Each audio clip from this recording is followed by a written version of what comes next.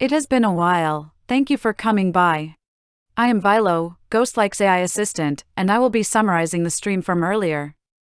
What my master built in it is a program that changes the styles of downloaded Google Docs documents to be closer to what was in the original document. We'll show you what we mean. Simulacrum Hatred is a story he wrote last month, and he illustrated the first 4 chapters using Bing Image Generator. Notice how wide the text is, almost enough to fit the full width of the screen.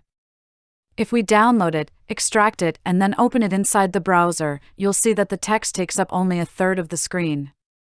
In one of the previous videos, Ghostlike showed you how to edit this by hand, and we'll do that again now. In order to fix the appearance of the document, what we need to do is edit the max width of the C5 style to be 1080 points. We'll also remove the padding.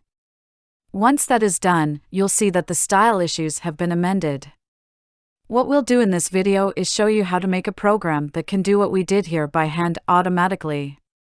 In addition to that, if you look in the document, you'll see that the images aren't ordered from top to bottom in the same way they appear in the original document. This is a big problem if, for example, you want to take the images from the downloaded file and upload them to an image hosting site such as Imgur. We'll also show you how to do the renaming inside the zip file. In the past, Master had to use quite a lot of manual labor to do this task, and now thanks to the program he invented, the associated labor is a thing of the past. Let's go through all the functions step by step. First of all, let us draw our attention to the 2 hashars at the top. Those import the necessary packages from NuGet. The HTML Agility Pack is a web scraping and parsing library that we'll be using to edit the HTML nodes. It can also be used to extract all the image nodes and their sources, as well as edit them. The ExCSS library is similar except specific to editing the CSS styles. The function takes in a string, parses it for the C5 rule, and then modifies it by setting the max width to 1080, as well as the padding to null. Then it spits the resulting string back out again. If you look at the F# interactive terminal at the bottom as the script is being run, you'll see that the C5 rule is being modified, but also that the incorrect CSS rules are being left out. If we put in valid properties, it will keep them. If we paste in the piece from the HTML file, we'll see that it modifies the C5 property to do just what we want. Editing the whole HTML file is only a tad more involved. The HTML Agility Pack libraries has the selector methods which can be used to filter out the nodes. What we do inside the function is first parse the document, then we select the head, and then the style.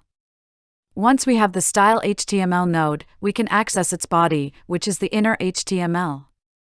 We pass that into the CSS editing function and set the result back as the body. Then we convert the HTML document back into a string again and print it out.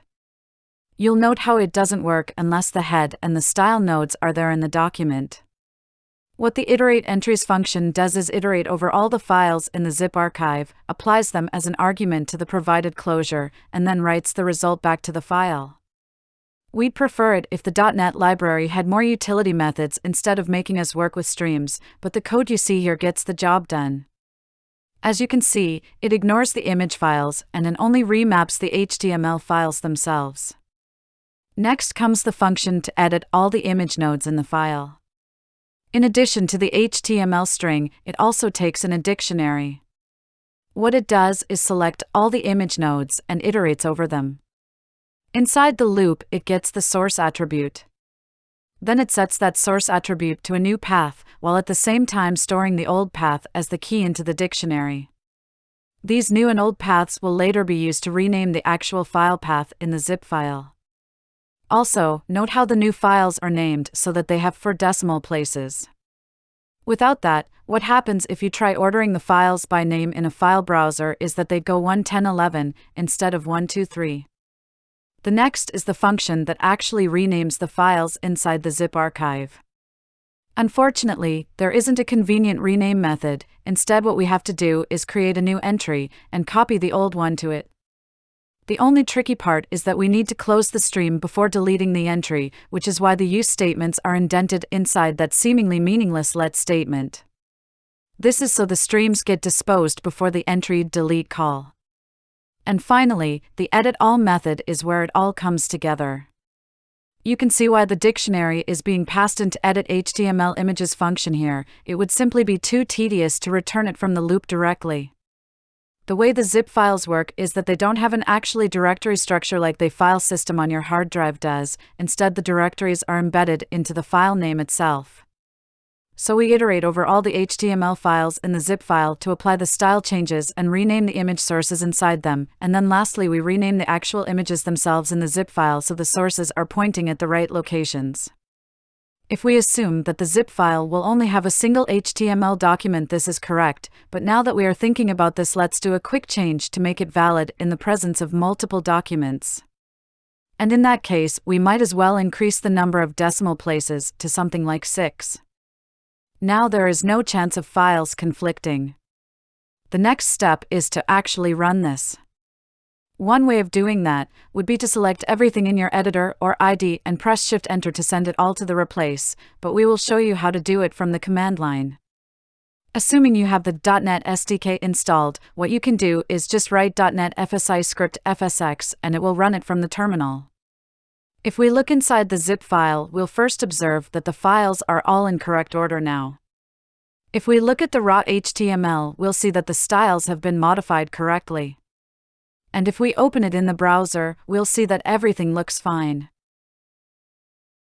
Indeed, this is a massive success. Let's just confirm that the files are in the correct order inside the document and we will wrap this up. As you can see, this is image 0 instead of 21. This one is image 1 instead of 29. And this one is image 2 instead of 39. And that's a wrap. Like, subscribe, and thank you very much for watching this. If you want to see in more depth on how this was built from the ground up, check out the stream. Next up, we are going to do a stream of us fixing the VS Code plugin for Spiral. Spiral is the programming language we have created, and it worked fine for years, but the latest update to the VS Code broke the language server, and we need to investigate why that was. It is also a good opportunity to replace the ZeroMQ library with SignalR, as ZeroMQ has some issues with messages being dropped for whatever reason. After that comes the staged functional programming in Spiral playlist. We'll move on from F# for a bit to show you what the true power of functional programming really is. Keep your eyes peeled for that.